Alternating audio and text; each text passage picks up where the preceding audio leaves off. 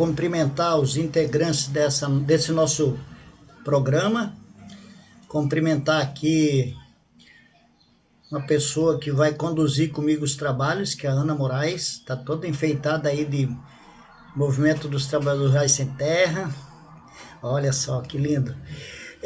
Cumprimentar a Estebe Megui, que é aqui do estado do Pará, uma intelectual que tem ajudado muito nas formulações e análises críticas também sobre a socioeconomia aqui da Amazônia, mas ajudando a pensar o Brasil. Cumprimentar o Padre Dário, que traz aqui todo esse aprendizado que foi o sino da Amazônia, mas que fala aqui em nome da Repam. Cumprimentar a Carla, que em nome da liderança da minoria, porque o Fórum Permanente em Defesa da Amazônia, junto com a liderança da minoria e todos os seus integrantes, que a gente está conduzindo esse programa. Cumprimentar o Astrini, que é o nosso papa aí do conhecimento geral sobre as questões climáticas, né? E tem uma contribuição muito grande para dar para nós, e ele está, ou vai estar, eu acho que já está, né? Lá na Escócia, no lugar da COP, né? E a minha colega Vivi Reis, do PSOL, que também vai para a COP. E eu queria então cumprimentar nossos telespectadores. Vivi, me permita, antes de eu passar a palavra para você, como esse é o primeiro programa, eu explicar um pouquinho como surgiu e o que a gente está pensando fazer, já que serão 4 programas. Este é o primeiro, né? Nós teremos mais 4 programas, que tem como objetivo fazer uma interação de quem está na COP e de quem não está na COP, né? E ao mesmo tempo, essa interação propiciando o que eu vou chamar aqui uma espécie de uma síntese, de um resumo do que nós consideramos relevante que tenha ocorrido, né, na COP. E a gente faz esse de abertura, tem mais 2 e um de encerramento, que é um balanço, né, do relatório aí do que foi essa produção da COP, né? E nós queremos fazer uma coisa mais dinâmica. A parte mais chata é essa minha aqui, que eu vou estar explicando um pouco como é que vai funcionar e tal. Depois a gente entra numa coisa mais dinâmica. Nós vamos ter todos os dias que eu digo que tiver o programa, já que são mais 3 além desse, todas as edições teremos assim o boletim da COP, que a nossa equipe aí trabalhou para tentar, até para ajudar os debatedores, né, os analistas aí, sobre o que está ocorrendo, mas assim, uma interpretação desse boletim, desse resumo, né? Mas também veio uma coisa que eu achei muito bonita, que é a história de qual foi a principal mentira do governo Bolsonaro na COP. Então nós teremos todas as edições. Eu não sei, eu estou curioso aqui para saber qual é a principal. Não me mostraram, viu, pessoal? Eu juro para você, mas eu estou curioso aqui para ver, né? Aí vem as exposições, as análises, e a gente encerra ao final também, né, já anunciando o próximo programa, né? Então é importante dizer, nós demos um nome que eu acho muito adequado para o momento brasileiro, que esses programas serão os programas que nós estamos chamando de a oposição na COP. E a oposição aí não é só a oposição partidária, né? Porque o fórum, né, ele é composto, né, por parlamentares, ele é composto pelas frentes parlamentares, mas é composto pelas organizações socioambientalistas, pelas organizações sindicais, pela academia, pela ciência, né? Então é parlamento e sociedade, né? E não é só os partidos, não é só no parlamento que se faz oposição. Nas lutas sociais, nas organizações, também se faz oposição, né? E eu acho que é uma coisa que une muita gente, essa palavra, viu, Padre Dário? A oposição na COP, né? Porque é levar a mensagem de quem está pensando diferente do governo Bolsonaro na COP, né? Então, é um pouco esse é o perfil. Bom, feito esses esclarecimentos, mais uma vez fazer o agradecimento aí do nosso convite, e eu vou passar para Ana Moraes, que ela vai então inaugurar o tal de boletim na COP e a principal mentira do governo Bolsonaro. Ana Moraes, com você. Muito obrigada, deputado Ayrton Faleiro. Quero desejar também uma boa tarde às companheiras e companheiros que nos acompanham aqui nesse importante debate e também a todas e todos que nos acompanham em modo virtual.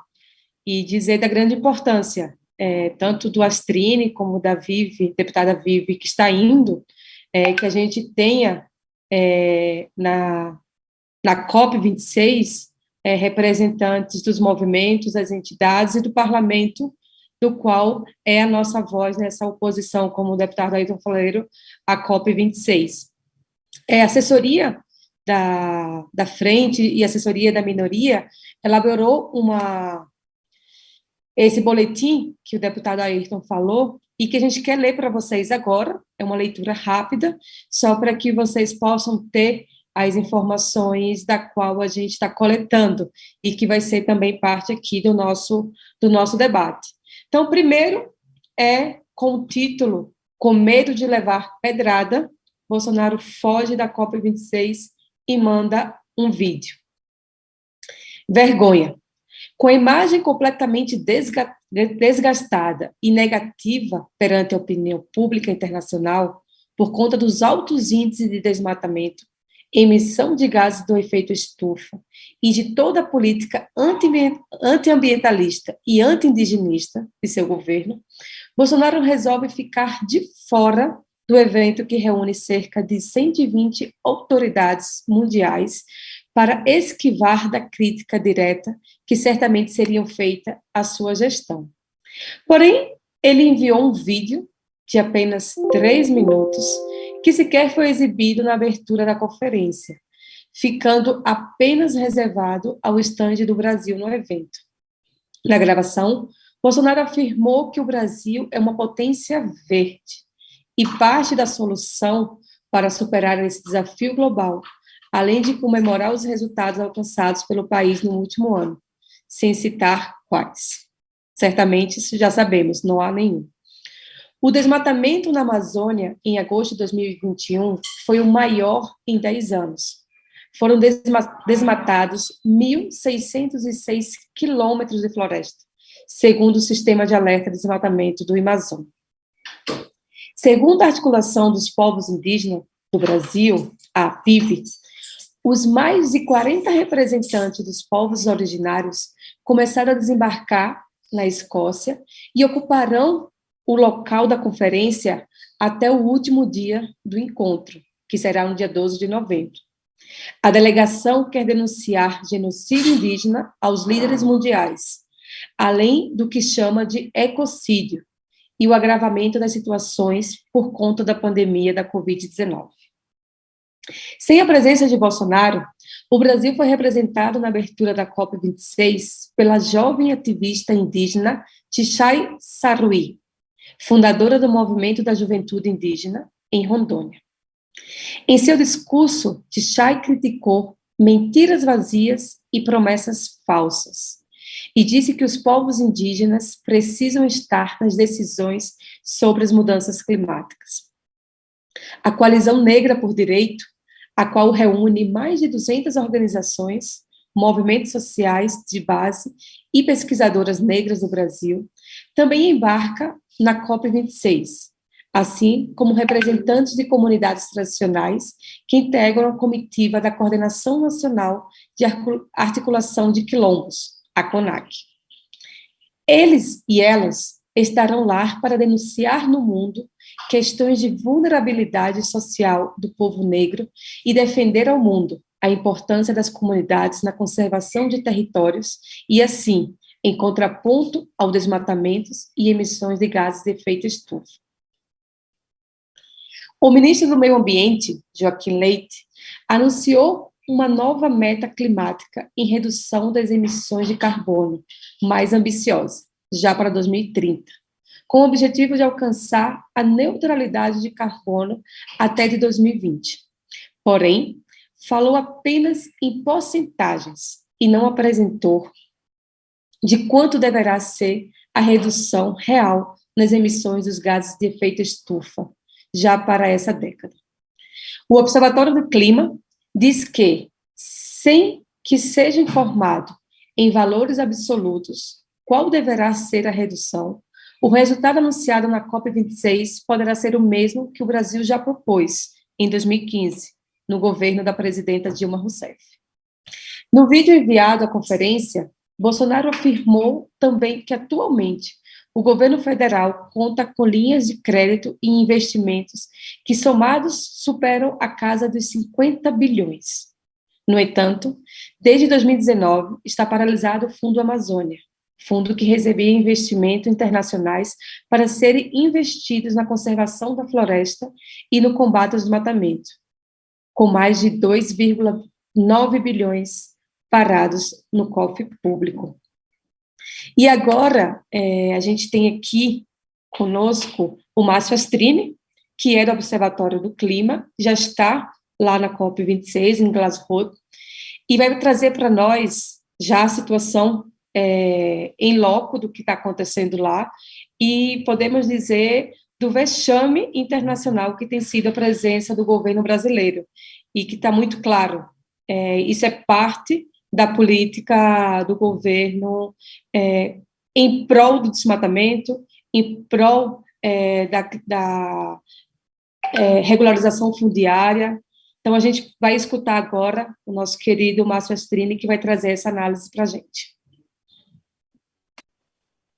Obrigado, Ana, e boa tarde para todo mundo que está no Brasil, aqui é à noite. Já eu estou na Escócia mesmo, em Glasgow, esperando a Vivi chegar aqui, viu, Vivi? A gente já está... Eu só vim antes, que é para fazer um reconhecimento aqui, ver onde é o melhor lugar, mais barato também de comida, porque está caro, o negócio aqui está caro, né? O governo brasileiro acabou com o real, né? Nossa moeda desvalorizou demais, então o que já era caro aqui, agora então está impossível. Mas obrigado, Ana, obrigado pelo convite, deputado Ayrton, deputado Agostinho.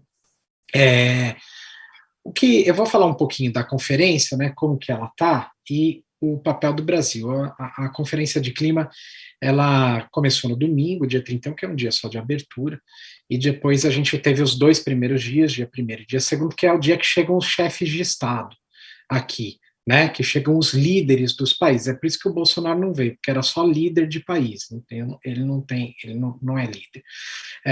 E até me fizeram uma pergunta, a pergunta se isso atrapalhava, né, o Brasil. Afinal de contas, tem, inclusive aqui, que a Ana falou que o presidente mandou um vídeo, né, e esse vídeo não apareceu no plenário de abertura, é porque tem um combinado aqui que só fala os líderes que estão presentes. Os líderes que não estão presentes, eles não falam por vídeo, não falam nos espaços oficiais, aí teve que passar ali no stand alugado pela CNI, pela CNA, que o governo brasileiro usa.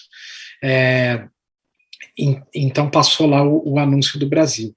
Né? Mas aí a pergunta era se o Bolsonaro não ter vindo atrapalha. Né? O Bolsonaro atrapalha de qualquer jeito, quando ele vem, quando ele não vem. Mas ele não ter vindo, pelo menos não deu para ele a chance dele usar o microfone. Né? E a gente sabe que todas as vezes que ele usou o microfone, em palco internacional, o Bolsonaro promoveu problemas de imagem para nós brasileiros, para o país. Né? O Brasil fez alguns anúncios aqui. Na grande verdade, ninguém mais acredita no governo Bolsonaro, nessa agenda de clima e meio ambiente, absolutamente.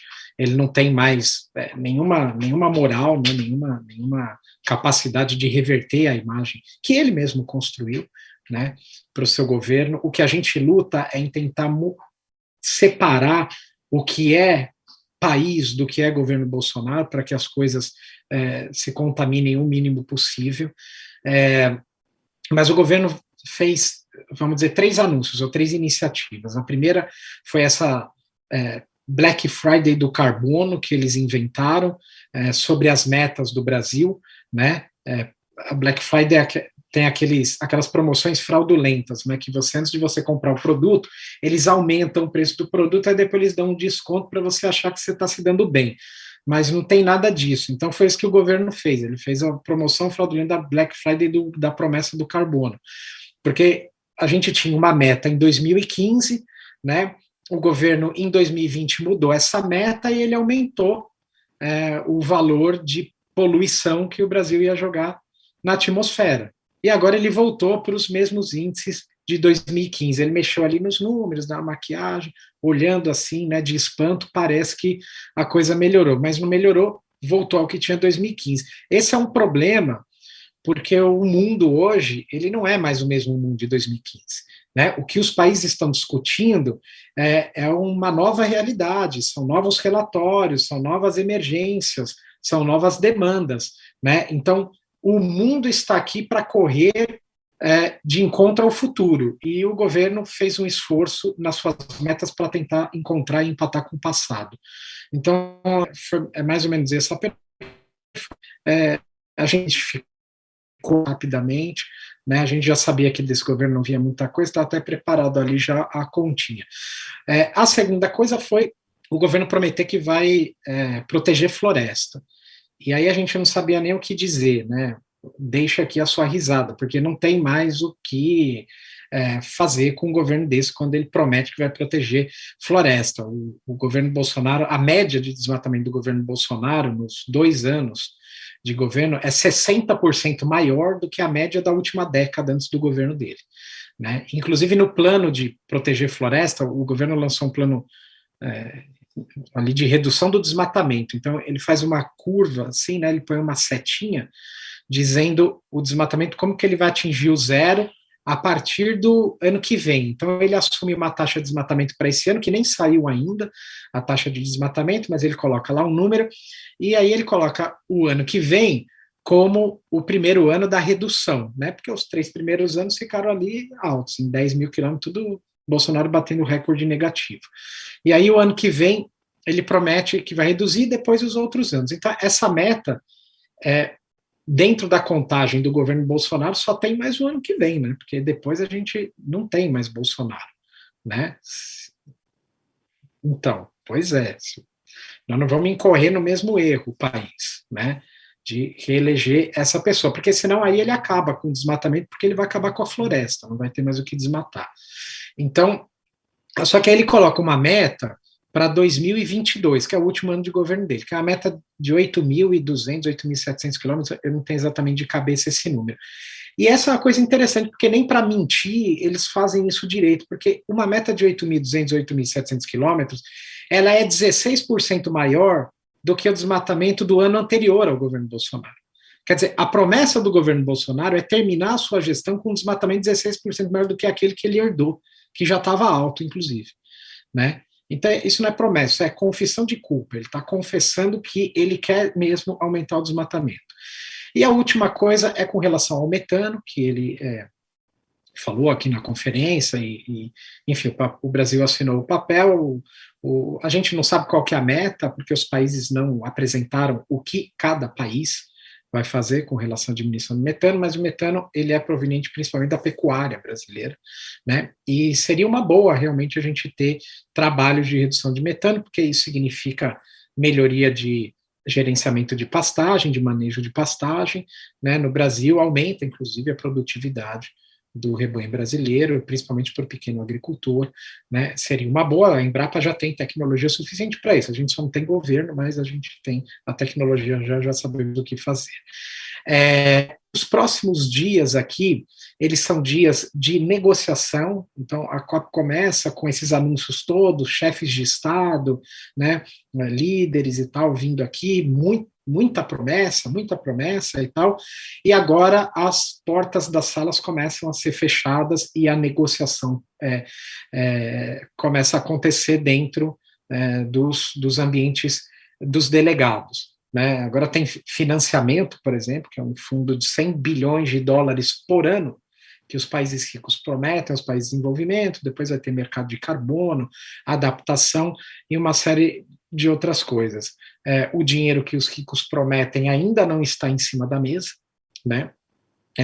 faz 10 anos que eles fizeram essa promessa e não coloca. Isso é um ponto de estresse muito grande, porque esses países ricos são os países com maior responsabilidade no aquecimento global, e se eles não conseguem fazer nem o gesto, que é colocar um pouco da riqueza acumulada em cima da mesa para prestar socorro a países pobres e financiar a mudança de geração de energia em países em desenvolvimento, né, os países em desenvolvimento também não querem colocar compromissos melhores em cima da mesa, se comprometer com metas, etc. E essa é uma discussão eterna que a gente tem aqui, faz parte de uma disputa não apenas da conferência, é geopolítica global que está em cima da mesa, né, tem muito país rico que também não quer financiar a indústria do país em desenvolvimento, porque a indústria do país em desenvolvimento concorre com a sua indústria nacional, então tem uma série de interesses que vão para cima da mesa, né, e acaba que essas negociações, elas tomam um rumo de como que o país se protege e não como que o país avança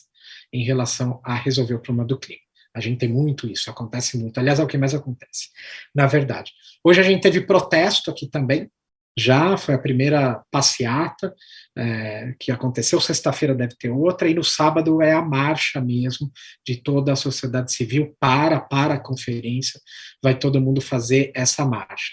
Tem uma reclamação muito grande de todos nós, a gente está com dificuldade de acesso, tanto ao local da conferência, quanto a gente está com dificuldade de acesso ao local da conferência, às salas de negociação, né, nós não conseguimos entrar nesses lugares, demora 1 hora e tanto para conseguir entrar no local que, enfim, está acontecendo ali a COP, e as salas de negociação são pequenas no meio de uma pandemia, quer dizer, a gente não consegue acompanhar o que está sendo negociado.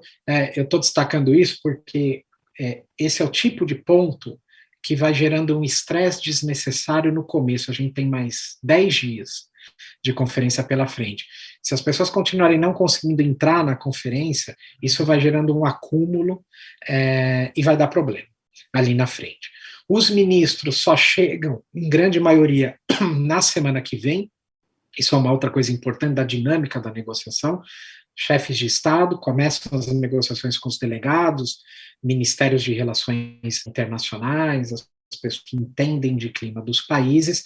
Normalmente é quando eles vão colocando todos os problemas em cima da mesa, o que está fácil de resolver. Esses delegados que fazem negociação resolvem, no nosso caso são os embaixadores, as pessoas especialistas do Itamaraty, que, aliás, são pessoas muito competentes, historicamente muito competentes nesse tipo de negociação, elogiadas não só por nós, mas por vários outros países, que não são pessoas necessariamente do governo, são pessoas de Estado brasileiro, né?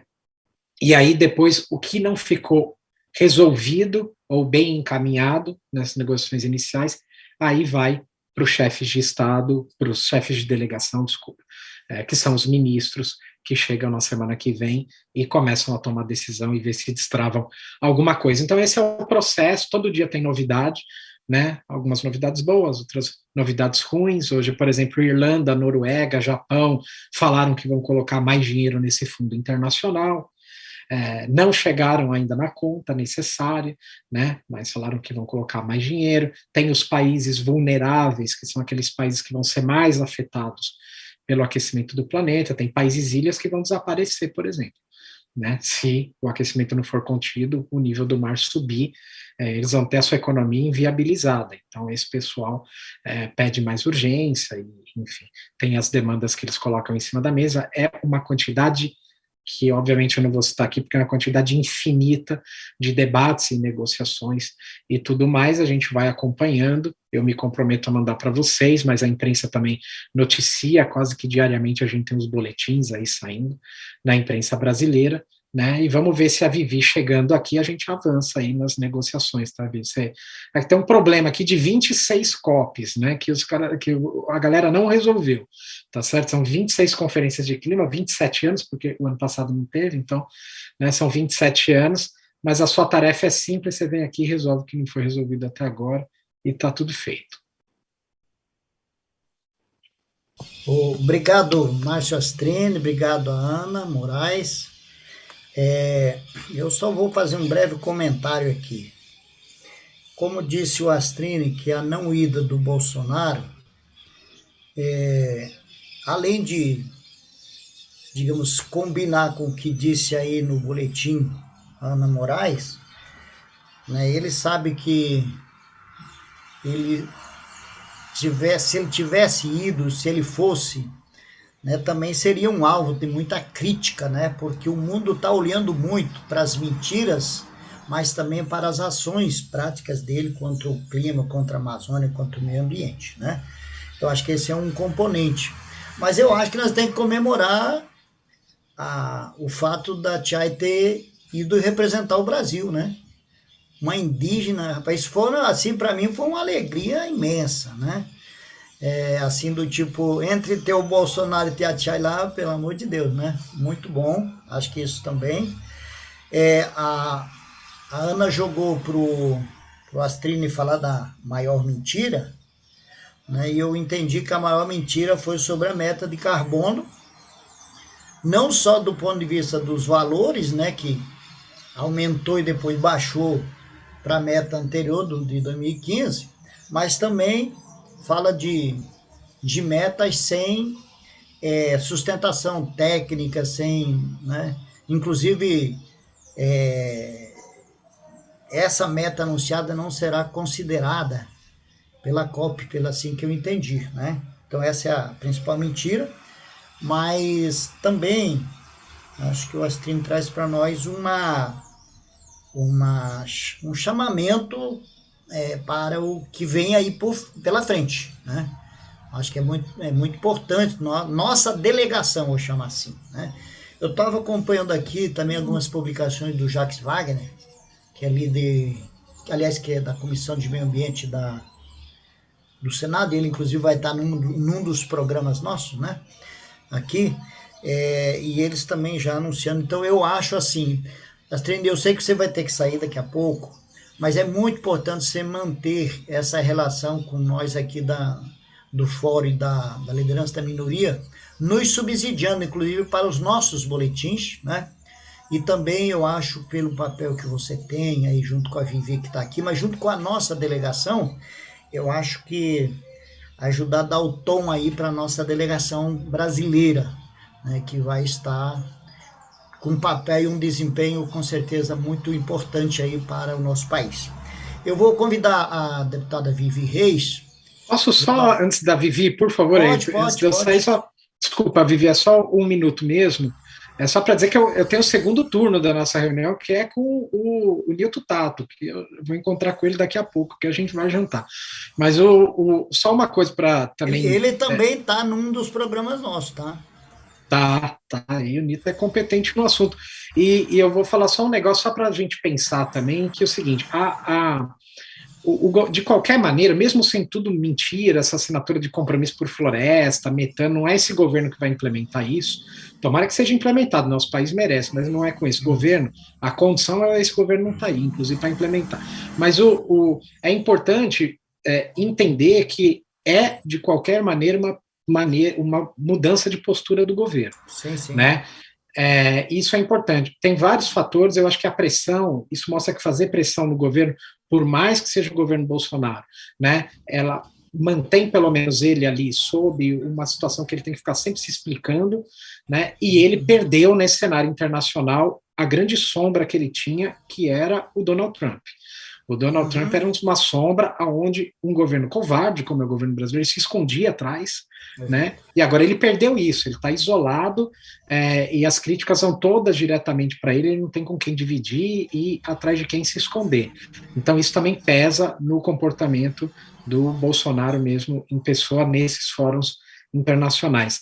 É bom a gente prestar atenção nesse tipo de coisa. E eu vou me despedir de vocês, agradecer demais o convite. E me comprometer a sempre manter informado sempre que eu tiver informação para passar. A gente agradece muito você dedicar esse tempo para estar conosco aqui, trazer informações muito importantes. Grande abraço aí para ti, sucesso aí na COP, tá, Astrid? Obrigado, sucesso para todos nós. A gente Verdade. Aqui, vocês aí, todo mundo joga junto.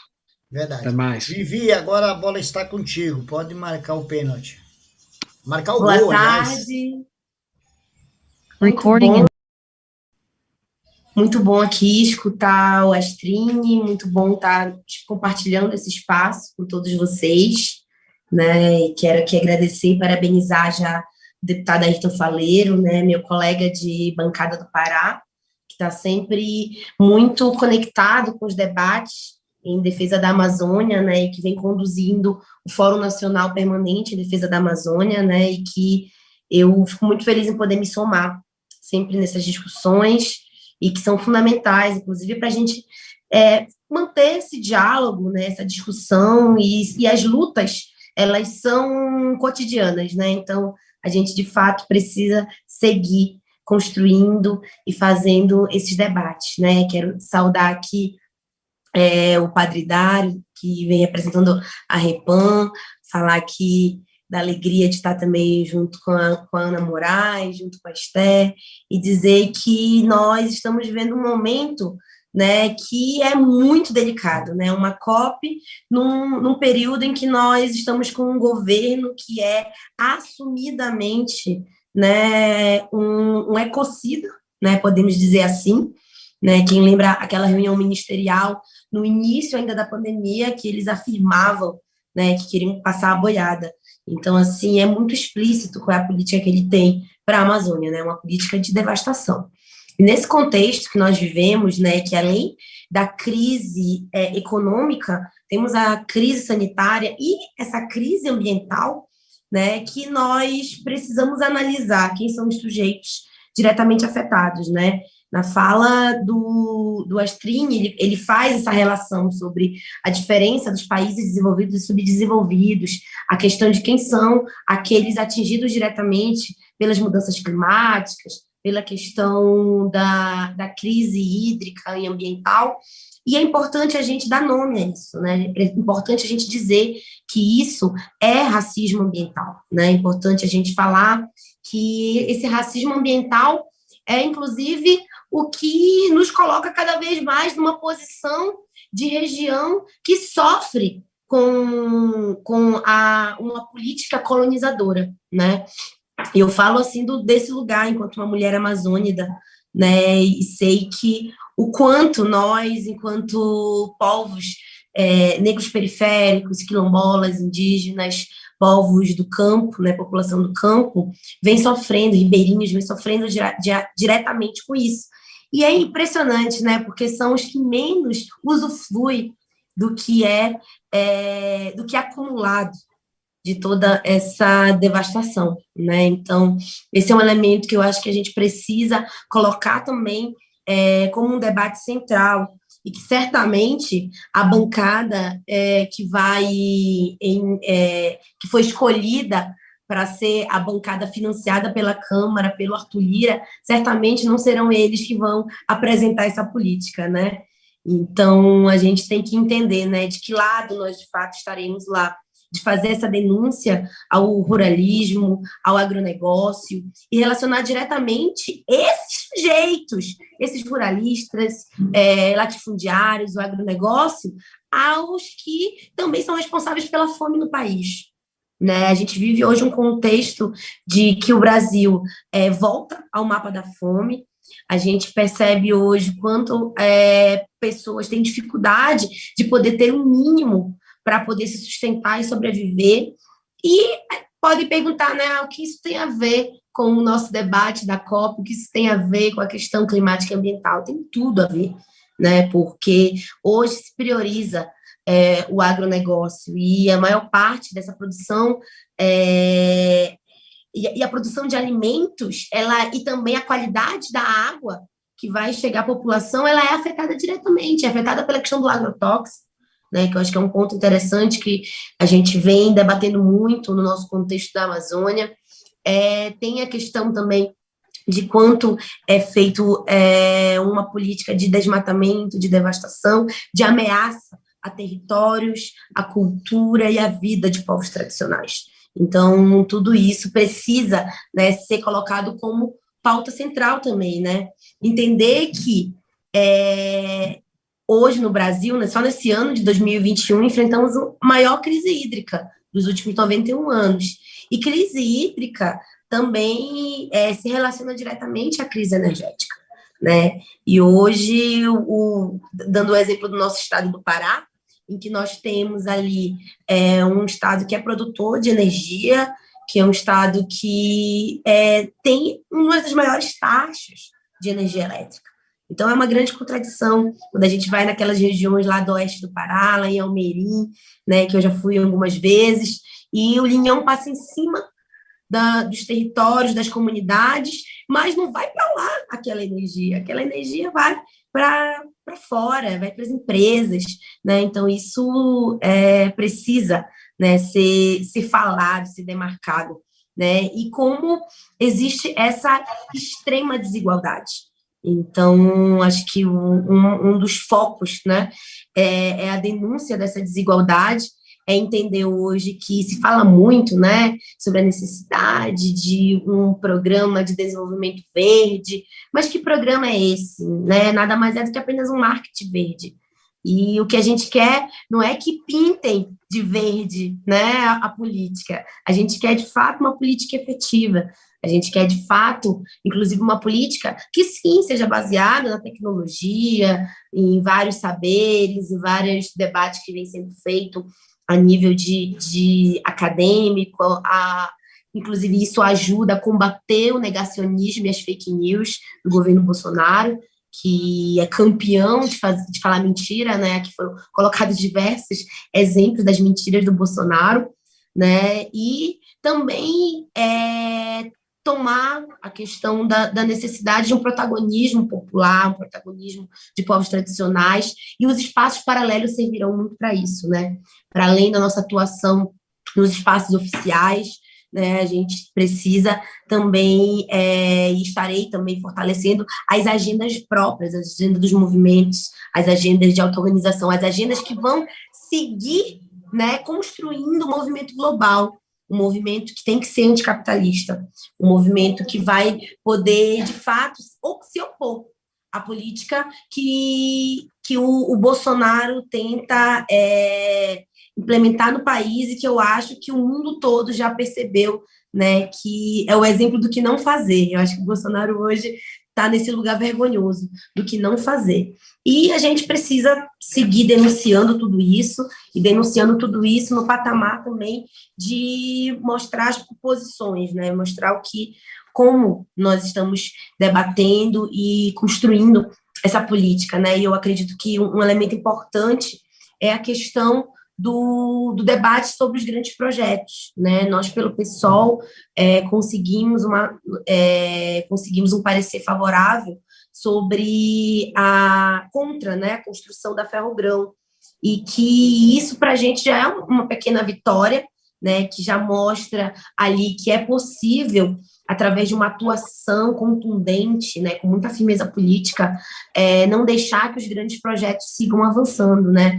E eu digo isso também com muita esperança nas lutas, e apontando aqui para uma necessidade da gente associar essas lutas dentro do parlamento com as lutas dos movimentos, né? E eu vou tentar ficar ao máximo aqui para poder escutar e para poder saber qual será o meu papel enquanto parlamentar, estando alinhada, melhor dizendo, diretamente com os movimentos presentes, né?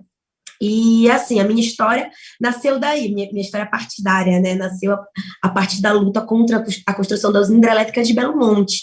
Então, para mim, é inegociável, algo que a gente não tem como transformar em balcão de negócios, o direito aos territórios, o direito à vida, a garantia da floresta em pé, a garantia de água saudável, o combate ao garimpo ilegal, à grilagem de terras. Então, tudo isso são pautas que têm que estar muito presentes, não só no discurso, mas numa construção mesmo de um programa e de alternativas, né? Porque eu acredito que a gente não pode se iludir muito com o que vai ser encaminhado diretamente na COP, mas a auto-organização que vai acontecer dos espaços paralelos e a pressão política, a fiscalização e a cobrança vão ser importantes também para a gente mover um pouco essas estruturas, né? Não deixar que essa COP siga sendo uma feira de negócios, mas que também tenha esse local, né, da luta, do enfrentamento.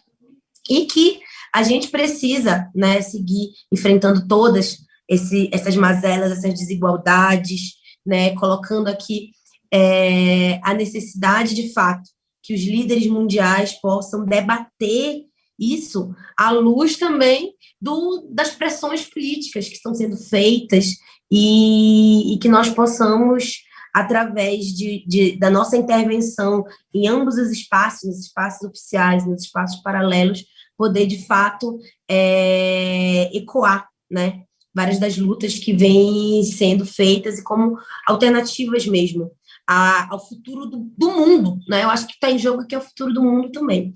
Então, acho que nós, enquanto oposição, né, oposição na COP26, temos que levar esse recado de um Brasil, que é um Brasil a cara das mulheres indígenas, né? O Brasil que é a cara da jovem Saruí, que fez aquele discurso tão contundente, né? E que não seja um Brasil que vai baixar a cabeça para a política genocida e ecocida do Bolsonaro. Então, vamos seguir nessa luta, né? Essa luta em defesa da pauta ambiental, em defesa da Amazônia, contra as mudanças climáticas, contra o governo genocida neoliberal que nós estamos enfrentando hoje aqui no país, né? E nós precisamos hoje seguir lutando, né, contra esse capitalismo, contra não deixando que sejam ludibriados por um capitalismo pintado de verde. Esse não nos serve. Nós precisamos, de fato, uma política anticapitalista, uma política que combata, inclusive, o fascismo, e seguir aqui sendo a oposição ao governo Bolsonaro, né? É isso, é floresta em pé, fascismo no chão, Bolsonaro na cadeia, e viva a luta dos movimentos, a luta daqueles e daquelas que estão diariamente na construção para que nós possamos mover a estrutura, garantindo o futuro desse nosso mundo, que tem que ser um mundo sem desigualdade, sem nenhum tipo de opressão.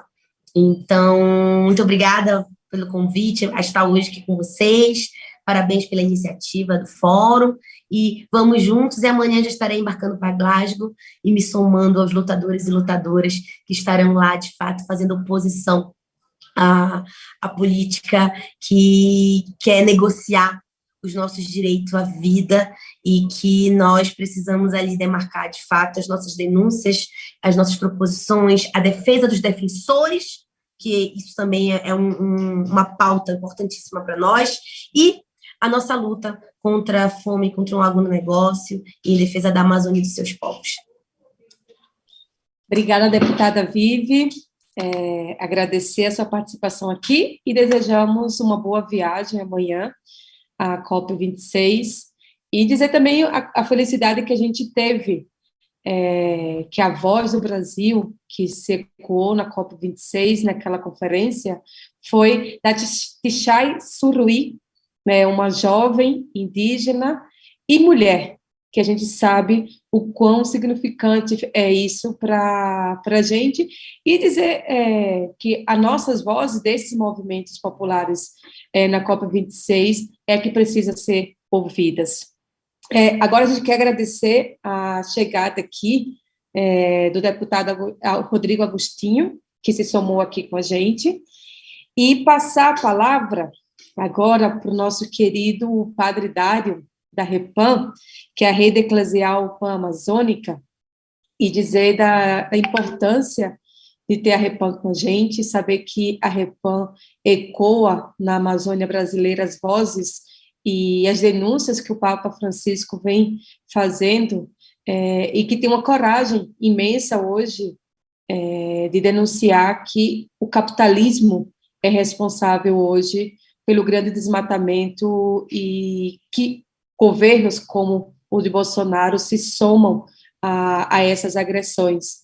Então, com você, Padre Dário. Muito obrigado, Ana, um prazer estar contigo, deputado Ayrton, deputada Vivi, deputado Rodrigo Agostinho, um prazer estar com vocês, Esther também, a Rafael e Carla, que estão nos bastidores. Muito obrigado por essa oportunidade. Eu quero dar continuidade exatamente à reflexão, e com muito interesse também em escutar quem virá depois de mim, e me vincular bastante à reflexão que a deputada e que também o Márcio fizeram. porque, de fato, a deputada Vivi dizia, não tem uma crise social, uma crise ambiental. É a mesma coisa que o nosso Papa Francisco, Carlo Datossi, que a nossa visão de mundo nos ajuda a compreender. Se trata de dois gritos que apresentam uma mesma única crise, o grito da terra, o grito dos pobres, o grito dos povos, que apresentam uma crise de sistema, uma crise que não se sustenta mais.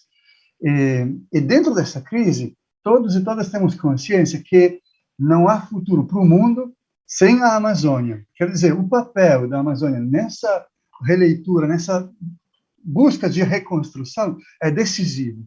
Ela, não por acaso, é chamada o coração do planeta, porque sem coração não se vive. Desta maneira, qualquer tipo de ataque contra a floresta, na prática, é um ataque contra a humanidade. Então, aquilo que nos dizia o Márcio no começo, aquelas falsidades, mentiras, aquelas proporções de desmonte, não só dos direitos, mas também da floresta, que o Brasil está fazendo, na prática, um ataque diretamente ao coração do mundo. E é disso que estaremos falando, estamos já falando na COP. Uma outra grande questão, e foi muito bom a deputada Vivi falar da defesa dos defensores, é porque a defesa da floresta não se dá se não for a partir de quem ela vive, de quem ela conhece há tanto tempo e quem sabe como e quais os caminhos para preservar. Então, assim, quão importante é que as comunidades sejam aquelas que não só participam, mas protagonizam as decisões que devem ser tomadas em função da floresta, em função da Amazônia.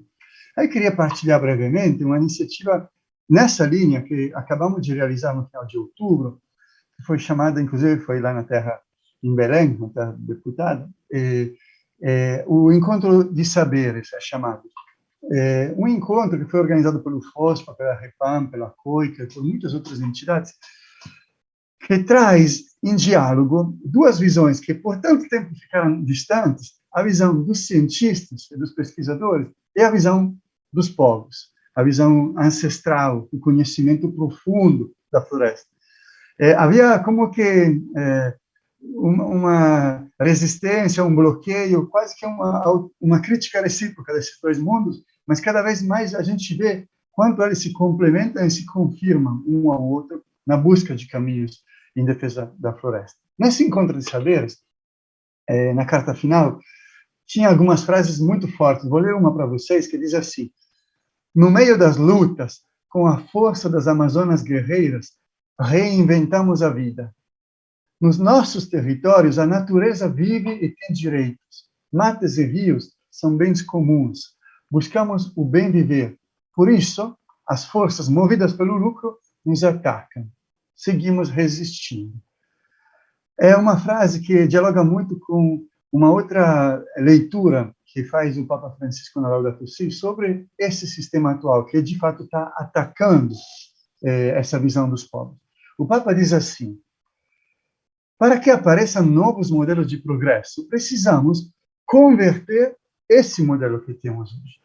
E ele diz, não é suficiente conciliar a meio termo o cuidado da natureza com o ganho financeiro, a preservação do meio ambiente com o progresso. Os meios termos, diz o Papa, são apenas um pequeno adiamento do colapso. Muito forte isso. Quer dizer, não é um conserto tipo band-aid, né? É uma ferida pequena de redirecionamento. Trata-se, diz o Papa, de redefinir o progresso. Um desenvolvimento tecnológico e econômico que não deixa um mundo melhor e uma qualidade de vida integralmente superior não se pode considerar progresso. Então, é nesse marco que estar na COP não é só uma questão de batalha contra as emissões de carbono, mas é pensar e construir uma visão de mundo muito mais ampla e muito mais, de fato, integrada. Na COP se disputam, generalizando, para quem nos acompanha também entender, na minha opinião, como que três grandes perspectivas possíveis. Uma, que é aquela que diz, vamos deixar tudo como está e vamos aproveitar até o possível, até o limite, que é cada vez mais perto, daquilo que eles chamam de recursos naturais.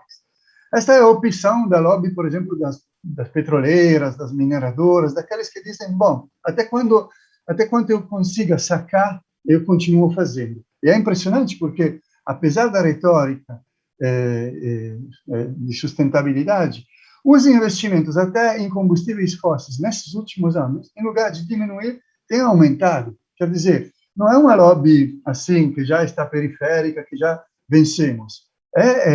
Está presente na COP de maneira anônima, de maneira nas costas, mas está fortemente influenciando, né, aquelas decisões que correm seríssimo risco de serem efetivas. O segundo grande grupo é aquele, talvez com uma definição que pode parecer um pouco generalizante, que a gente define de capitalismo verde. Quer dizer, aquela compreensão das empresas privadas que dizem, pois bem, a sensibilidade da opinião pública, dos governos, etc., cada vez mais está indo rumo à sustentabilidade, e vamos fazer disso um negócio, de novo, com uma oportunidade. Entra nisso toda uma visão que muitos criticam, de negociação da poluição, que acaba sendo permitida em determinadas partes do mundo, com a condição que seja compensada em outras. Aquela visão famosa do neto zero, né?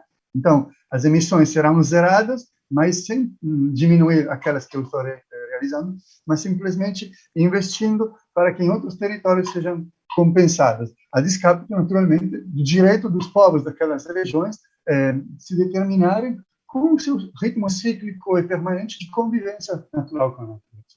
Então, na nossa compreensão, toda essa opção também de capitalismo verde é extremamente perigosa, porque acaba subordinando, de novo, os direitos dos povos e da natureza ao lucro. E quando o lucro fica acima dos direitos, não há caminho viável e sustentável. Assim que, em nossa compreensão, o único caminho que vale a pena ser defendido é o caminho que há centenas, milhares de anos vem sendo percorrido, mas que não é primitivo, porque representa uma tecnologia super atual e super sofisticada de convivência com os territórios sendo destruídos. Quem são os maiores tecnólogos deste mundo? Aqueles que há tempo nos demonstram como se faz a viver junto com o planeta, com um bem viver, com qualidade de vida, sem destruir os bens comuns. É esta tecnologia, essa visão em que nós acreditamos. É a visão das transições possíveis para um novo mundo. É uma visão que considera a Amazônia e outros biomas um santuário, não intocável, inintocável, mas um santuário de equilíbrios entre todas as formas de vida. É a visão do pós-extrativismo, é a visão da decolonização, é a visão do bem viver. Pode parecer utopia, mas, na verdade, é uma prática há muito tempo em construção. A Ana pode testemunhar todo o percurso da agroecologia, que não só na Amazônia, está demonstrando que sim é possível. E que na Amazônia precisa ser garantido, inclusive, como opção política. É claro que a Amazônia não pode ser um contexto de indústria, nem, me deixem dizer, de bioindústria. A Amazônia é um contexto de vida dos povos que a habitam, é um contexto em que, para poder garantir esse equilíbrio e essa vida, é necessário, sim, investimento. É necessário, sim, investimento, inclusive internacional, mas protagonizado pelos povos. E aí, já encerrando, quero comentar quais foram as reivindicações e propostas que deste encontro de saberes foram formuladas e que estão sendo levadas à COP, particularmente num encontro que, inclusive, recomendo muito, da Assembleia Mundial da Amazônia, que será no dia 9, aqui no Brasil será às 10 da manhã, um encontro em que, exatamente, ecoaremos, de um lado, o veredicto do Tribunal Permanente dos Direitos da Natureza, que falará dos direitos da Amazônia, mas também ecoaremos essas reivindicações dos povos e dos cientistas que com eles refletiam. Primeiro, claramente, um paro imediato, um bloqueio imediato dos cortes e dos incêndios. Isso não há 2030, não há meta, digamos, em perspectiva decenal. Tem que ser hoje essa questão dos cortes e dos incêndios. Depois, um apoio à campanha da COICA para que se chegue a 2025 com 80% da cobertura florestal da Amazônia em pé. É uma campanha pan-amazônica, muito interessante. A COICA está levando adiante, inclusive muitos da COICA, que é a Coordenadoria dos Povos Indígenas da Bacia Amazônica, muitos deles estão presentes lá em Glasgow com essa campanha que é apoiada internacionalmente. Depois, a questão de interromper o consumo dos produtos ligados ao desmatamento da Amazônia. Aqui entra toda a vertente internacional, a aliança, nós na Arepam chamamos entre as duas selvas, a selva amazônica e a selva do norte global, que é uma selva, digamos, de outras conexões. Mas é uma aliança indispensável na medida em que consigamos bloquear, por exemplo, o Tratado de Livre Comércio entre a União Europeia e o Mercosul, porque se baseia exatamente na extração de commodities, e boicotar toda a cadeia de produção que está comprovadamente destruindo a Amazônia, a cadeia da soja, a cadeia da carne, a cadeia da mineração. Por último, a última reivindicação dos povos é aquela que está sendo debatida na COP, que os recursos previstos para deter essa catástrofe climática não sejam nenhum centavo entregue para governos que já demonstraram que não vão investir esse dinheiro para preservar a floresta. Ao contrário, estão, como foi comprovado, desmatando dos 60% a mais. Mas sim, esses recursos sejam destinados a processos de autodeterminação e autogestão das próprias comunidades e dos povos locais. Isso também pode parecer utopia ou loucura. Na verdade, temos várias experiências já na Amazônia e em outras partes do Brasil de autogestão de fundos para o desenvolvimento das comunidades. Então, é um caminho viável e é um caminho que garante, na nossa opinião, o futuro da Amazônia. Muito obrigado. Obrigado, Padre Dário. Eu estava aqui fazendo algumas anotações, né, de questões relevantes aí na sua fala. Essa primeira de que o problema é uma crise sistêmica, né? E nós temos que encarar isso como uma crise sistêmica, né? Da relevância da Amazônia, né, nesse debate de equilíbrio climático e dessa junção, essa aproximação da visão do cientista com a visão dos povos. Eu acho que tem uma condição de a gente ir aproximando ainda mais, né? Mas eu acho que vem com muita força a ideia de que o futuro está em disputa. Eu lembro que antigamente a direita e a extrema-direita ela tinha vergonha de se assumir como extrema-direita, né? Agora não, eles criaram coragem. Assim, eu diria nesse debate da COP, esse pessoal do grupo que defende ir até o último limite, o que não acredita que tem que ter limite, ele tem vergonha de se expor, mas ele está agindo, eu concordo com o senhor sobre isso, né? Mas eu acho que ele traz aqui também uma coisa muito importante, e com sinalizações. Eu acho que o nosso jeito de pensar, o nosso projeto, ele leva para a COP muitas proposições, né? O que eu tenho escutado, né, exemplo do que ocorreu em Belém, depois saiu também a Carta de Belém, nós temos muitas proposições, então acho que isso nos anima, né? Mas eu quero convidar o deputado Rodrigo Agostinho para fazer uso da palavra e agradecer mais uma vez você, até hoje não negou nem o convite que o Fórum da Amazônia fez e nem da liderança da minoria para participar dos nossos eventos, e você sabe que tem um papel importante na Comissão do Meio Ambiente da Câmara, nesse debate global, uma pessoa, um parlamentar muito respeitado. Então a gente queria ouvir um pouco sua opinião sobre esses primeiros momentos aí da COP, mas também um pouco esse desenho aí do que se alinha para os próximos dias, tá? Então, obrigado aí, deputado Rodrigo Agostinho, pode fazer uso da palavra. Olá pessoal, olá deputado Ayrton, olá Vivi Reis, prazer estar aqui com vocês, saudar a Esther, a Ana, a Carla, o Padre Dário. Vivi, acabei de receber a programação do dia 6 do encontro de parlamentares lá no Parlamento Escocês e fiquei super orgulhoso de ver sua foto lá. Então, parabéns aí por... no meio de gente grande, tá lá a foto do Al Gore e tá lá a Vivi Reis. Então, fiquei super feliz aí, viu, Vivi? E representando bem a gente. Eu também estou indo amanhã para a conferência. A gente tinha esperança de votar alguma coisa importante na sessão de hoje da Câmara. Pelo jeito, eles vão querer votar a PEC do calote. E, enfim, a sessão está começando agora. Mas eu estou indo para lá eu acho que a tendência das conferências de clima daqui em diante é de aumento de ambição. A maior parte dos países estão tentando aumentar as ambições. É claro que, para algumas mudanças, existem dificuldades maiores do que outras mudanças. O que eu quero dizer com isso? Vamos supor um país que a energia inteira é baseada no carvão, eles vão ter que mudar a matriz energética. Um outro país que o problema das emissões está nas emissões veiculares, os veículos terão que ser elétricos daqui para frente. No caso do Brasil, que está entre a quinta e a quarta posição aí de emissões, né, se a gente, dependendo da metodologia que a gente usar, a gente vai para a quarta posição, a maior parte das nossas emissões são emissões evitáveis. Isso que causa muita indignação no mundo, né? São emissões de gases provocados principalmente por desmatamento e queimada.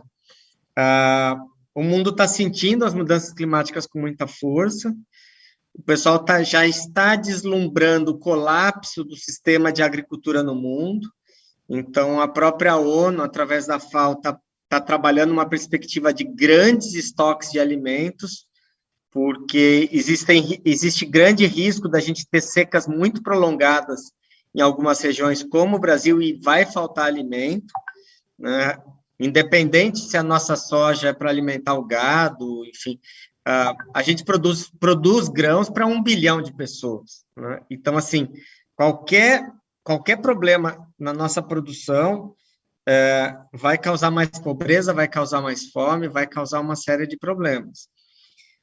Então, assim, o mundo está indignado de ver países como o Brasil, que tem um terço das florestas tropicais do mundo, 2/3 da Amazônia, desmatando, fazendo um discurso, uma prática diferente do discurso. A gente viu nesse governo o desmonte de uma série de estruturas que nem funcionavam tão bem como deveriam, mas foram literalmente desmontadas, o desmonte dos conselhos, dos órgãos de participação, acabaram com todas as secretarias de mudanças climáticas que tinham no Ministério da Ciência e Tecnologia, no Ministério do Meio Ambiente, no Ministério da Agricultura, no Ministério das Relações Exteriores, tiraram do meio ambiente todo o sistema do Código Florestal, o Serviço Florestal Brasileiro, o Cadastro Ambiental Rural, tiraram do Ministério do Meio Ambiente todo o setor de recursos hídricos, né? Então, assim, desmontaram os colegiados, botaram um monte de militar, eu não tenho absolutamente nada contra militar, mas botaram um monte de militar que não entende de meio ambiente para coordenar coisas de meio ambiente, botaram um delegado da Polícia Federal para cuidar da FUNAI. Então, assim, não tinha como dar certo. Eu não estava aqui no Zoom, mas eu já estava assistindo o Márcio Astrini, e eu acho que o que ele falou, uma coisa que ele falou que tem muita razão é o seguinte: os compromissos que o Brasil está agora assumindo não são e não serão resolvidos nesses próximos aí 12, 13, 14 meses no atual governo. Então, a gente precisa se organizar muito para o dia seguinte desse governo, né? Como é que a gente vai reconstruir isso? Que estratégia de restauração nós vamos ter, né? Como é que a gente vai fazer para resolver esses passivos que o Brasil podia ter resolvido uma parte deles no passado e não resolveu, como, por exemplo, como é que a gente vai fazer para concluir a demarcação de terras indígenas, o reconhecimento de territórios quilombolas, como é que a gente vai retomar um processo de criação de unidades de conservação e também de passivos que a gente tem nessas unidades, né? Como é que a gente vai fazer com que a gente consolide um processo de agricultura familiar no Brasil, de agricultura limpa, né? O que eu estou dizendo é o seguinte: nós vamos precisar de política pública consistente, né? E eu acho que a gente tem um grande desafio aí pela frente. Como é que a gente vai fazer o dia seguinte? Como é que a gente faz com que o Brasil volte a ser protagonista? O Brasil sempre liderou as rodadas de negociações, desde antes de 92, né? Então, assim, desde muito antes, né, da Rio 92, o Brasil já liderava os processos de negociação desses acordos. E, de repente, agora a gente é o patinho feio, todo mundo olha com desdém para as posições brasileiras, tem uma quantidade enorme de deputados e senadores saindo do Brasil indo para lá, que estão indo lá para fazer um discurso negacionista, mas é importante que eles estejam lá, que esses ruralistas estejam lá, para eles ouvir o que o mundo tem para dizer para o Brasil. Eu acho que é importantíssimo eles precisa entrar na cabeça deles o quanto esse tema é importante. Nós estamos falando do tema mais importante daqui para os próximos 100 anos. Nós não estamos falando de um tema que vai ficar como importante por 10 anos. Nós estamos falando de um tema importante pelo menos por 100 anos. A Amazônia está chegando a próximo de 30% de área desmatada. 30% de área desmatada, os estudos apontam ela entrando em colapso. A gente está vendo a redução significativa de chuvas em todo o continente sul-americano. As secas estão começando 15 dias antes e terminando 15 dias depois, isso é 30 dias de seca a mais. Nós estamos com um número assustador de espécies ameaçadas de extinção, com populações muito baixas que não vão aguentar as mudanças de clima. E a hora que você começa a perder espécies, outras espécies começam a se perder por conta da perda dessas espécies. Então, assim, a gente tem conflitos os mais variados. Nas cidades vai faltar água, nas cidades vai ter problema de enchente, de desmoronamento. Nós estamos perdendo o nosso mar. Então, assim, o cenário é catastrófico, sim. A gente já está falando isso faz tempo. Eu era adolescente, bem adolescente, quando eu fui para Rio 92, eu achava que ia entrar em alguma coisa lá, não deixaram eu entrar em absolutamente nada. Fiquei lá com os ambientalistas. E, enfim, e nós estamos aí, né? 30 anos depois, a gente mais uma conferência, a gente sabe que o sistema da ONU é um sistema bem complicado, é um sistema que é feito para não funcionar, é um sistema que só funciona quando, literalmente, a situação está muito apertada, mas o que a gente está vendo é que os países estão forçando, né? Não dá para a gente ficar aceitando proposta para 2050, nós estamos de plano de ação de curto prazo, né? A gente precisa realmente de ações de curtíssimo prazo. Nós precisamos combater grilagem, nós precisamos combater essa invasão absurda de terra indígena, de terra quilombola, de unidade de conservação, esse roubo de madeira, essa apropriação de terra pública para virar pasto para boi, né? Então, assim, eu acho que a gente tem um desafio enorme pela frente.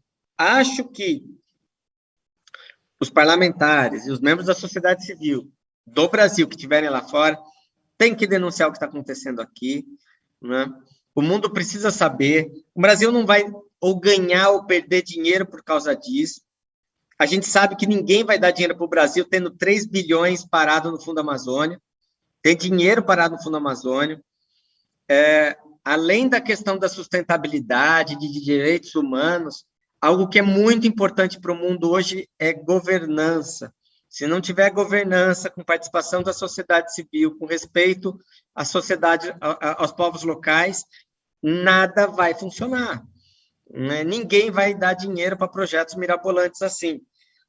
O parlamento norte-americano está com uma proposta de criar rastreabilidade de todos os produtos brasileiros. Se eles aprovarem isso vai ser um custo enorme para produtos brasileiros entrando lá fora. Acho que, por conta disso, o Brasil saiu assumindo uma série de compromissos que a gente sabe que não tem a cara desse governo, né? Mesmo assim, o governo está dando uma série de pedaladas, tem muito discurso só da boca para fora, né? Então, assim, eu acho que é extremamente desafiador, que a gente tem que ocupar os espaços que estiver lá na conferência, sabendo das limitações do sistema ONU, sabendo que não é esse governo que vai botar essas coisas em pé, mas eu acho que a sociedade tem uma capacidade enorme de pensar coisas diferentes. A gente está vendo o Observatório do Clima propondo coisas diferentes, o Fórum Brasileiro de Mudanças Climáticas propondo coisas diferentes, o Instituto Está na Lua ouvindo a sociedade civil e propondo uma meta nova, com muito mais ambição para o Brasil, né? Então, eu acho que é esse o desafio que a gente tem, continuar denunciando lá fora todos esses desrespeitos aos direitos humanos, né, que está acontecendo aqui. Eu acho que esse conjunto enorme de tarefas que a gente tem, né? Vamos ocupar esses espaços e mostrar para o mundo inteiro que aqui no Brasil a sociedade civil não concorda com essas posições e que a gente está disposto, sim, com outra governança, né, num outro espaço, a gente discutir o futuro do nosso país, que interessa para todos nós, né? Então, Ayrton, Vivi, fico muito feliz de estar aqui com vocês, né? Tô ao mesmo tempo organizando mala, organizando agenda, tudo ao mesmo tempo aqui, e fiquei sabendo que, inclusive, a gente vai poder votar na sessão de hoje, né? Então, para complicar mais ainda, vai, à distância. O presidente acabou de liberar porque eles querem aprovar a PEC dos precatórios. Então, é isso, gente. Então, vou continuar aqui ouvindo vocês, tá bom? Um abração. Obrigada, deputado Rodrigo Agostinho, e dizer da importância para nós de ter você, ter a Vivi, ter os parlamentares que já estão lá, se somando às vozes dos movimentos populares nessa defesa, que a gente sabe que parlamentares que são ativistas e defensoras da Amazônia, do meio ambiente, faz uma diferença muito importante. E como você falou, a gente vai precisar, sim, é urgente construir um projeto popular para reconstruir o Brasil. Como falava o Márcio Astrini, como falou o deputado Agostinho, a gente precisa, primeiro, tirar Bolsonaro, garantir que Bolsonaro não será reeleito, e junto, parlamento, que hoje faz oposição a esse governo, os movimentos populares, construir um projeto urgente de reconstrução do Brasil, que a gente sabe que será extremamente necessário. E, para isso, também, a gente vai ouvir agora a nossa querida Esther Albuquerque, que é representante da Perseu Abramo. Com você, Esther. Bom, primeiro, parabéns, deputado Ayrton, que reunião muito legal, sabe? Espero que você consiga fazer todos os encontros com essa mesma qualidade de hoje. Então, primeiro, agradecer ao Márcio Astrini, ele não está mais aqui, mas fica o meu agradecimento por nos posicionar sobre o que está acontecendo na COP. Ana também, por nos ler o boletim, que também é muito importante para nós, porque nós estamos aqui longe, né? Sem saber o que está acontecendo ali. A deputada Vivi, o deputado Rodrigo Agostinho, o padre Dário. Então, meu agradecimento a todos, que foram falas que me ensinaram muito também nesse momento. Eu acho que a gente está vivendo um momento muito, muito delicado, não só para a Amazônia, como para o mundo também. Eu acho que o padre Dário falou ali, ele ficou se desculpando, isso tudo parece utopia, mas eu acho que tudo que o mundo precisa hoje é de utopia. Então, eu acho que mais do que entregar na COP, a Amazônia pode entregar mais do que essa esperança de que ela possa ser um estabilizador do clima, ela pode entregar o seu modo de vida, que eu acho que é um modo de vida que não briga com a natureza, né? Muito pelo contrário, é um modo de vida que convive com a natureza. Então, esse ensinamento que vai a partir da Amazônia, povos indígenas, ribeirinhos, quilombolas, o nosso campesinato mesmo, a nossa agricultura familiar diferenciada, entendeu? É uma agricultura familiar que convive bem com o território, convive com a natureza, diversificada, né? Então, você entra num território, por exemplo, de agricultura familiar, do que eles chamam do agronegócio familiar, que já é assim que se chama no estado de São Paulo, que vai ter 3 produtos, o nosso tem 60, tem 50, tem 40 coisas plantadas, né? Então, nós podemos ensinar muito na COP, não só nos colocarmos como protagonistas dessa estabilidade climática, mas sim protagonistas de uma vida diferente, de um modo de vida diferente, que é um modo de vida hoje absolutamente adequado para as mudanças que nós estamos vivendo. Mas eu tenho uma preocupação muito grande, porque nós já estamos em um novo regime climático, né? É isso que o relatório do IPCC que foi apresentado, o último relatório, nos diz. Não se fez nada nessa sequência de COPs, acho que o Márcio falou muito bem sobre isso, são 27 anos sem efetivamente se ter decisões significativas para conter o aquecimento global, e nós podemos considerar que nós estamos num novo regime climático. E estamos nesse novo regime climático, infelizmente, dentro ainda de um sistema capitalista, que foi quem o gerou. Então, assim, todo o relatório também do IPCC, embora os cientistas não digam isso claramente, mas o relatório é claro que as mudanças climáticas elas vêm acontecendo de forma distanciada do que seria o natural a partir da Revolução Industrial, e especialmente a partir da década de 80. Então, você vai ver, a partir da década de 80, uma aceleração muito grande, tanto das temperaturas quanto das emissões de CO2, né? E nós vamos ver, por exemplo, um outro indício de que essa série de acordos não tem levado a nada, é que depois do Acordo de Paris, continuou crescendo, tanto as emissões quanto a temperatura. Então, nós estamos numa situação em que, infelizmente, as soluções serão hegemônicas, virão nessa perspectiva que, como o padre Dário falou, dos negócios do clima. É isso que vão tentar colocar como o dado hegemônico e que não tem saída se não for assim. É mercado de carbono, é compensação, entendeu? Eu vou continuar poluindo aqui, mas eu vou pagar uma quantia ali para preservar a Amazônia, para preservar os oceanos ali no Brasil e tal. O problema é o seguinte: e essas compensações que virão serão suficientes para atender as necessidades sociais do povo do Brasil, do povo brasileiro? Claro que não serão, mais uma vez.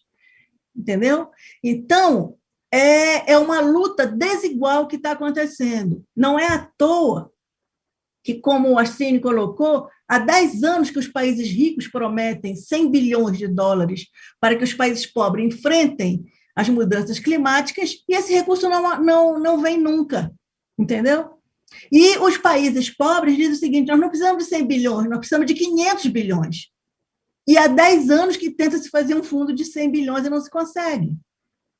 Outra coisa, desde a COP de 92, que o Brasil, a posição dele é responsabilidades comuns, porém diferenciadas. É injusto ter a mesma responsabilidade. Quem recebeu os frutos da acumulação capitalista foram os países ricos, os países centrais. As suas emissões históricas são muito maiores do que as dos países emergentes. Eles têm que pagar essa conta. Mas, como o diferencial de poder é imenso, eles não vão pagar essa conta. Nós vamos pagar essa conta de 2 jeitos. Porque nós não vamos ter recursos para enfrentar as mudanças climáticas. E, segundo, nós seremos os mais atingidos. Pode olhar o relatório do IPCC, os mais atingidos serão a América Central, a América do Sul e a África, e alguns países da Ásia. Então, é muito desigual o que está acontecendo. Acho que essa luta tem que ser uma luta, que a gente tem que internacionalizar essa luta, para que todos os povos, movimentos sociais, organizações que possam se opor, né, a essa solução hegemônica que vem sendo construída pelos países ricos e pelas grandes corporações capitalistas. Se você olhar, as grandes corporações hoje estão financiando propagandas e programas que colocam elas como as sustentáveis. Então, você já ouve falar de mineração sustentável, de pecuária sustentável. É um absurdo, né? De agronegócio sustentável. Não existe, pessoal, não existe. A gente pode até chegar a um acordo de que é preciso o agronegócio porque nós precisamos de exportar, porque é isso aí. Mas nós temos que regular. Qual é o espaço do agronegócio? Diante desse novo regime climático, a gente não tem que pensar do que ainda vai ser, não, diante do que é. Esse novo regime climático, qual é o espaço que o agronegócio pode ter num país como o Brasil? Não é na Amazônia, com certeza. Qual é a negociação que nós vamos fazer? Qual é a moratória? Então, diante Nós já fizemos uma vez uma moratória do agronegócio na Amazônia, precisamos voltar a fazer isso, né? Bom, nunca foi tão vital, né, a gente ganhar esse governo. É uma coisa assim de... não tem como você imaginar mais 4 anos de governo Bolsonaro ou mais 4 anos de governo de direita que vai fazer o pacto com essas corporações. Tá? É vital para o Brasil e para o mundo. A Amazônia é, de fato, um estabilizador climático importante para o mundo. Isso não é fantasia. Está aí o relatório do IPCC dizendo ela é fundamental para os regimes de chuva, não só no Brasil, mas no Brasil e em toda a América do Sul. A seca agrícola é uma realidade para a Amazônia, o relatório do IPCC coloca isso claramente, claramente. Vai ter seca agrícola na Amazônia, se continuar como está. Vai ter essa seca agrícola, ela vai ser na Amazônia e no Centro-Oeste. O Centro-Oeste já tem uma crise hídrica importantíssima. Os planos do agronegócio, é só ler o relatório de planejamento do agronegócio 2018-2028. O plano do agronegócio é subir para a Amazônia, a produção de grãos na Amazônia. Por quê? Porque o Centro-Oeste tem uma crise hídrica muito grande. A produtividade de grãos no Centro-Oeste está caindo e vai cair ainda mais. Então, a tendência, e eles dizem isso claramente, é subir principalmente para os estados do Pará e para o estado de Rondônia. Então, essa promessa de reduzir o desmatamento, de reduzir as emissões que o Bolsonaro faz é absolutamente vazia. É vazia porque o Ministério da Agricultura compactua com esse planejamento. Esse planejamento, o Ministério da Agricultura está junto. É vazia porque o governo Bolsonaro não tirou do Congresso os seus projetos de grilagem, de mineração em terras indígenas, de novo marco regulatório para o licenciamento ambiental. Pessoal, eu não estou contando meu tempo. Alguém está contando? São só 10 minutos. Eu não... Hein, Ana?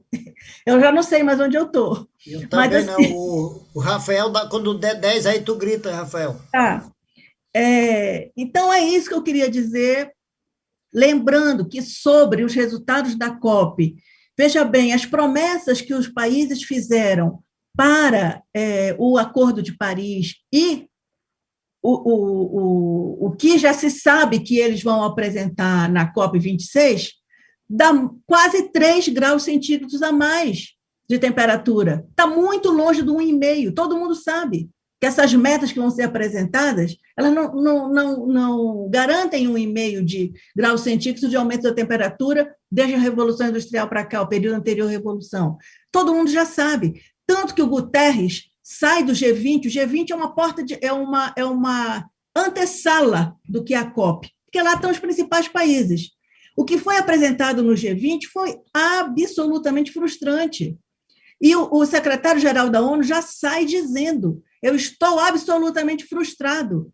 O Boris Johnson também, que é o anfitrião aí da COP em Glasgow, falou a mesma coisa, entendeu? Então, nós já sabemos que não vai dar em nada, né? Nós temos que nos preocupar, porque tem um conjunto de cúpulas que foram feitos antes de Glasgow, agora, e que vão ser feitas na sequência, e que também trazem questões sobre as quais nós temos que prestar muita atenção, né? Primeiro, a cúpula, eu vou falar da cúpula de sistemas alimentares, que foi feita agora em setembro. A cúpula de sistemas alimentares, que era uma cúpula decidida pelos países, de comum acordo entre os países, e com forte presença dos movimentos sociais, com protagonismo e autonomia, ela foi feita agora a pedido do Fórum Econômico Mundial, a pedido das grandes corporações. As grandes corporações dominaram o cenário, tem várias manifestações das organizações sociais mostrando que elas não tiveram protagonismo nessa cúpula, tá? Como eu acho que foi o deputado Rodrigo Agostinho que falou agora a questão dos alimentos, vai ser um problema, alimentos vai ser um problema gravíssimo, e as corporações têm 2 objetivos: dominar as terras, dominar os territórios que elas vão precisar para produzir alimentos, e que elas sejam as produtoras de alimentos, dentro da sua lógica, né, usando fertilizantes, agrotóxicos. Então, tem uma guerra hoje por terras e por domínio da hegemonia da tecnologia da agricultura. Viu, Esther? Só para te avisar, já deu seus 10 minutos, vai concluindo aí. Eu sei que o debate está gostoso, mas vai concluindo. Não, é isso. Então é isso. Então não temos esperança, nem no que o governo Bolsonaro está prometendo, nem no que os outros governos vão prometer. Continuamos na luta, temos que fazer essa luta de forma internacionalizada, eu acredito, para que tenhamos algum sucesso no futuro. Obrigado, então, Esther. Coube a mim agora fazer o encerramento aqui, mas eu quero começar agradecendo aí a Ana Moraes, que dividiu comigo a condução dos trabalhos. Acho que demos conta, né, Ana? Gente, sinceramente, eu assim, gostei muito do nosso primeiro programa. Assim, olha, claro, eu não entrei nem como palestrante, nem só como mediador aqui, mas vocês deram um show, viu? O Astrini, o Padre Dário, o deputado Rodrigo Agostinho, a Vivi, a Esté, vocês foram bom pra caramba. Acho que, assim, prestamos um bom serviço, né, aos nossos telespectadores. E olha que esse é só o primeiro, né? Então, agradecer muito a nossa equipe que fica por trás das câmeras, né? Que organizou. Olha, gente, era um feriadão aí, olha, não foi fácil, não. Então, assim, muito obrigado mesmo a toda a equipe aí que ajudou a organizar e que está organizando os próximos programas, né? Eu quero ler aqui para vocês como está o planejamento dos outros três programas, também já para que vocês possam ir se organizando para participar. Estou gostando muito, eu acho assim, gente, a gente podia criar essa ideia de tal dia às 17 horas, todos os programas serão às 17 horas. É um momento de atualização sobre a COP. Eu acho que hoje foi um momento fantástico de atualização, né? E também meio que anunciar o que vem aí pela frente, mas com debates de alto nível. Então, o nosso próximo programa será dia 5/11, às 17 horas, como todos serão às 17 horas. A mediação é do nosso querido Camilo Capiberibe, do PSB do Amapá. Aqui estava a Anne Moraes. Como a Anne foi chamada para hoje, já pode achar outro nome aí para substituir a Anne, para não subcarregar. E para democratizar também. Então, já estamos autorizados aí a procurar alguém que substitui a Anne Moraes, certo? Bom, teremos, como sempre, o boletim, teremos a mentira mais relevante. Mas, deputado, eu acho que aí é a Anne Moura, do PT. Oi? Tu tem razão, não é a Anne Moraes, não, Anne Moura. Lá do Amazonas. Ainda bem que você me corrigiu. Há tempo. Também uma linda moça e, assim, fantástica. Vai ser ela e o Camilo vão dar um show aí na condução, né? Bom, nós teremos o boletim, teremos o anúncio aí das últimas mentiras do governo Bolsonaro na COP, e teremos como palestrantes a Joênia Wapichana, né, do Rede, que vai falar sobre o equilíbrio climático e as populações originais e tradicionais na COP, né? Teremos o deputado José Ricardo, do PT do Amazonas, e organizações da sociedade civil, nós teremos a CONAC e a PIB, também para fazer esse debate. Bom, isso no dia 5/11, às 17 horas. No dia 9/11, também às 17 horas, estamos aqui com a deputada Jandira Fegali, do PCdoB, para fazer a mediação, e o Johnny Tocato, na verdade, do Conselho Nacional das Populações Tradicionais. Eu sei que a sigla aqui está CNS porque eles se chamavam Conselho Nacional dos Seringueiros, né? Mas agora eles mudaram o nome, é Conselho Nacional das Populações Tradicionais.